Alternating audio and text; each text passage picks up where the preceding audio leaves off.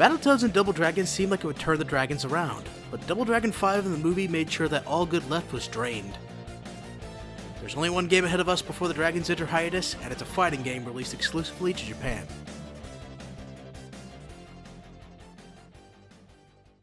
The final game of Double Dragon for the longest time was released to the arcades on May 3rd, 1995. It's no surprise the Americas had enough of Trade West offerings and dropped Double Dragon altogether in response to flop after flop. Even then, this is a fighting game, and the gamers of before who were burned by Double Dragon 5 would easily shun this as well.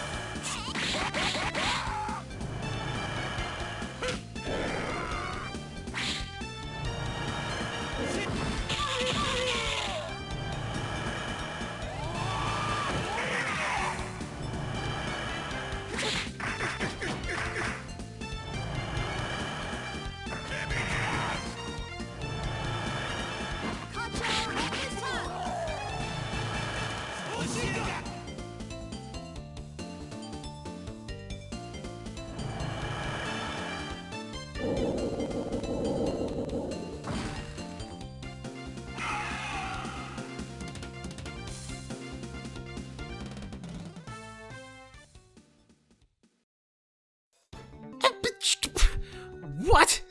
What is this? A Double Dragon game that doesn't make me cringe? A Double Dragon game that looks fun? What the actual hell?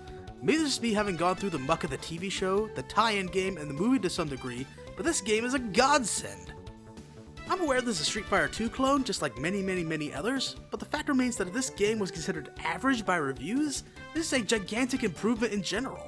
It's even crazier to think this game ties into the movie as well. Shuko's the final boss, screenshots and even a small intro clip shows the movie, but I just can't connect the two. I think this was done intentionally since the movie itself was a major bomb and no one would have seen it.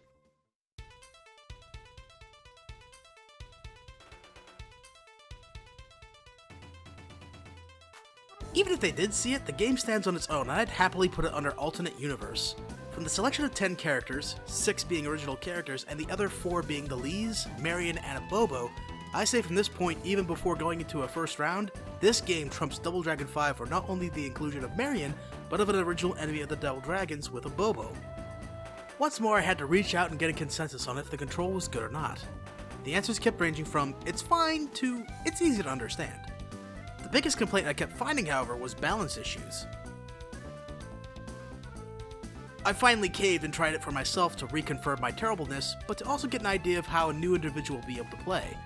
It's very kind to new players, giving them a list of special moves to utilize and lets them see the stats of their opponents as they play.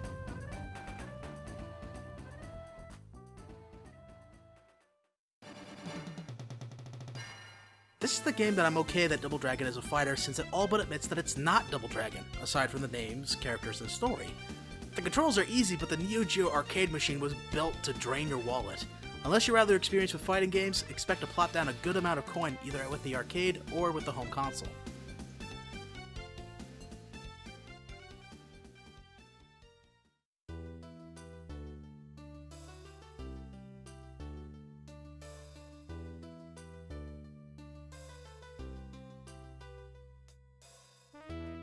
And with that, Double Dragon went silent. Technos Japan declared bankruptcy, and the franchise was left on the shelf to be fought over the many companies that had a license attached to it. Remakes and releases of the old game still came out, but no new Double Dragon game had been created. Until...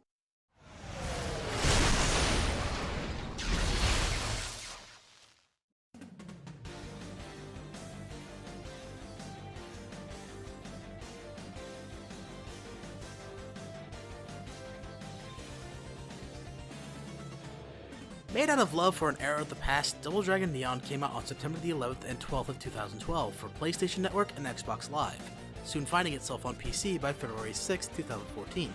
The release of the game was to coincide with the 25th anniversary and was a view into the past with its classic gameplay for modern gamers. The game also uses previous elements from the Double Dragon franchise as well. The stores use collective mithril, or money in my analogy, to purchase and upgrade your character's skills, like in Double Dragon 3. From beginning to end, the game shows its pure love for Double Dragon in its music, its story, and its gameplay. It also shows its love for the 80s as well.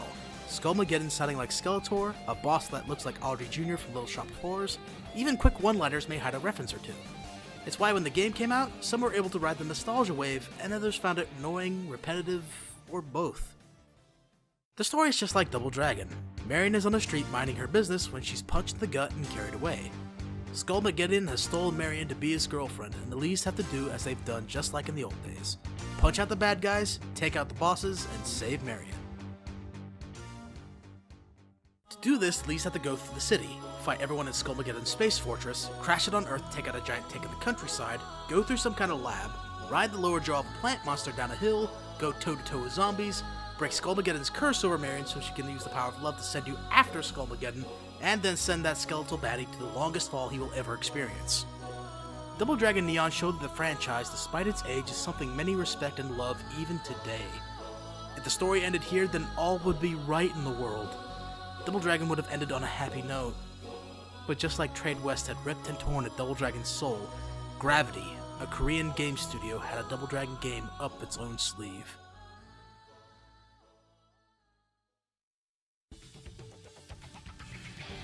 This game makes my gut tense and makes me violently ill just thinking about it.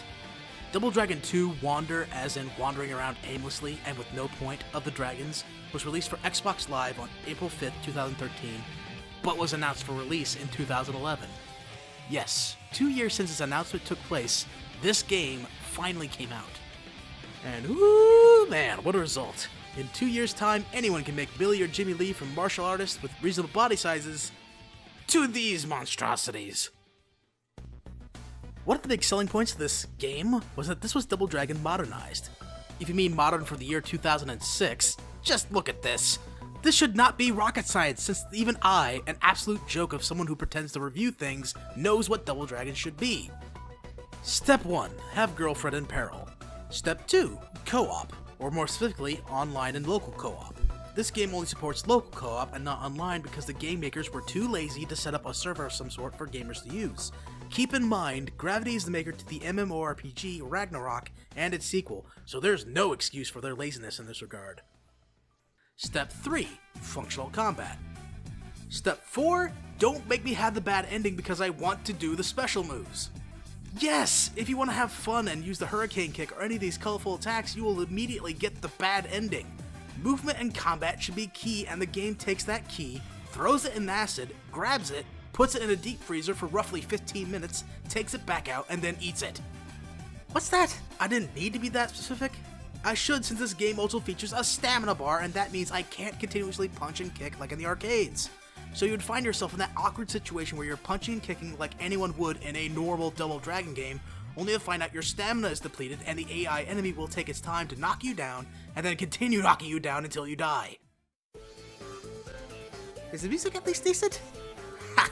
I'd rather go listen to Double Dragon 5's fighting game soundtrack, which was basic and absolute garbage instead of this nonsense. It tries to replicate the soundtrack, but every note feels like a scraping nail down my spine.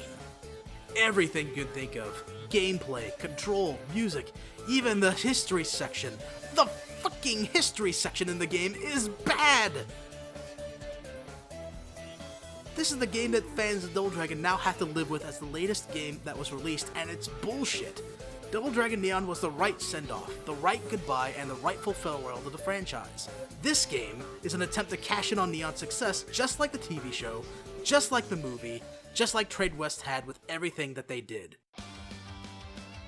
How appropriate that I truly believe that Double Dragon 2 Wander of the Dragons is the absolute worst in the franchise in comparison to the arcade classic that it attempts to painfully recreate. Double Dragon 2 The Revenge is the ultimate winner in all it did in bringing Double Dragon to its highest point. And just as we've been told by the comics, the movie, and the TV show, these two versions are the complete opposites to each other. Both similar, and yet wholly different.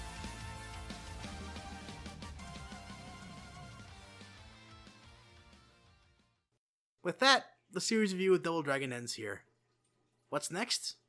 I have something in mind, but if you'd like to have a series reviewed throughout its time, be it TV, movie, or game, make a comment and I'll gladly look into it. Until then, it's only a matter of time before I speak of an unsung Keyblade wielder.